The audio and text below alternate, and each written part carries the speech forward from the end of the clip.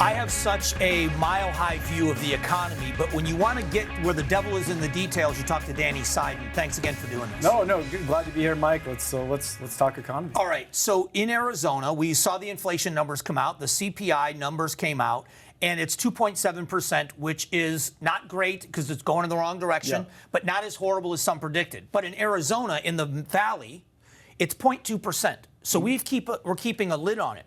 But isn't the other side of this wage growth? It is, yeah. If you're going to have a good economy, low inflation, wage growth. Are we seeing that in Arizona? Arizona's had very good wage growth. Now, we're not keeping up with some of our price issues. I'll go right to housing. You know, the cost of a house has nearly tripled in the past 25 years or so, whereas wages have only doubled. So we're not keeping up in some key areas where we need to be. So again, housing's its own special issue. You and I have talked about it a lot. We have to build more. But no, that's one key component of it. Wages are not growing, I would say, as fast as they should be in order to keep up. But I do think you have to give credit to this administration for trying to give some increased purchasing power to certain levels of earners in the economy. You see the One Big Beautiful bill had no taxes on tips. It didn't tax overtime. You know, there's some issues with Social Security, right? So giving some people who are living more on fixed incomes a little bit more purchasing power, putting more money in their pocket, that's always a good thing, and that helps offset some of what you're seeing with our price increases. But we still need to have the supply. You know, if demand continues to go down, we don't build enough, we don't sell enough, we don't import enough, we're still going to have high prices. So here in Arizona, we just found out about the tomatoes and the tariffs there. What does that do immediately? I'm not even guessing long term. Are we going to see real price increases and real challenges in the industry in Arizona? I do believe there'll be price increases because, again, the most important thing, Mike, and I say this all the time, is whether you think tariffs are good or you think they're bad, we should all be able to agree on one thing.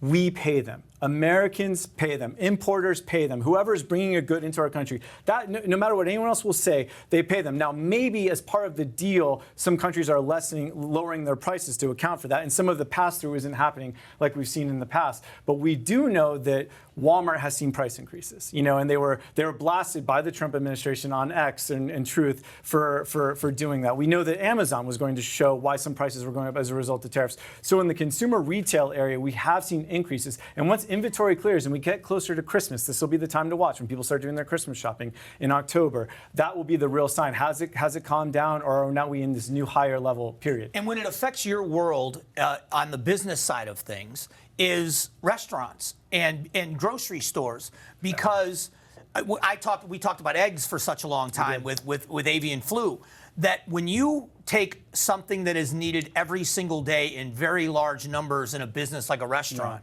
and you increase that price, are they able to compensate for that with their pricing, or are they driving away customers? Yeah, I mean, you can't expect businesses to ever operate at a loss. You have to, I mean, that's capitalism. You have to allow us to operate at a profit. That incentivizes increased wages, that incentivizes growth, that incentivizes you to continue to grow your business and hire more people. But no, you raise a good point. But there's so many other factors. Just on eggs, I always want to be very clear. When you've seen the avian flu, as opposed to anything else in the economy, if that hits someone like Hickman Farms in the high percentages, that's going to impact the price of eggs, which it did. Yeah, and that has nothing to do with politics. People can try and blame or whatever else. No, that has happened. It's unfortunate, and we wish a great farmer like the Hickman Farms people the best of luck on that recovery. But no, there is going to be some price increases and some pain. That has nothing to do with tariffs or anything else. But looking at restaurants, again, there's things offsetting it right now. You know, if you're a restaurateur and you just had the One Big Beautiful bill says no tax on tips.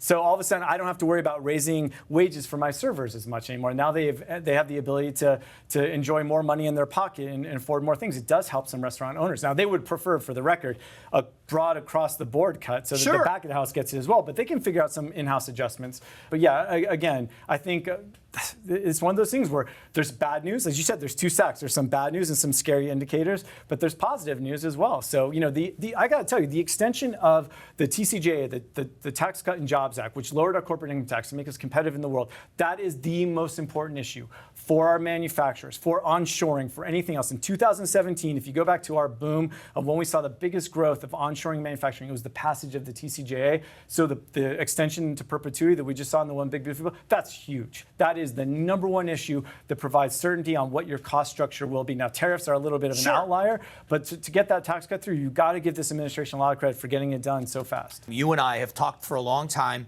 that nationally it was said that Arizona is much better positioned for a downturn to go into it late and to come out of it early, that we are going to survive and thrive in a much better position because of how it was set up with the previous administration. Do you still believe that's true? I do. I 100% believe that's true. You know, as a matter of fact, Mike just got back from the Netherlands. Really good example. We met with the EU when we were in Brussels. Sandra Watson, who runs the Commerce Authority, and I, and they were all saying, "What has Arizona done? How have you done this? It makes no sense. We can't give money away from the EU CHIPS Act. Yet Arizona received the most, and you've been building the most." And we said we make it very easy for people to move here, very easy for people to invest, very easy to hire, and that has really worked out. So looking at our pipeline, we're talking about, you know, hundreds of mega projects in the ACA pipeline. We're talking about, what did I say, 76 HQ relocations. Yeah. I mean, all of this has made it clear we can withstand a recession better than almost any other state. I'll throw Texas, North Carolina, Tennessee, Utah, some of the other high growth states in there with us. But we have done the best job of diversifying our economy.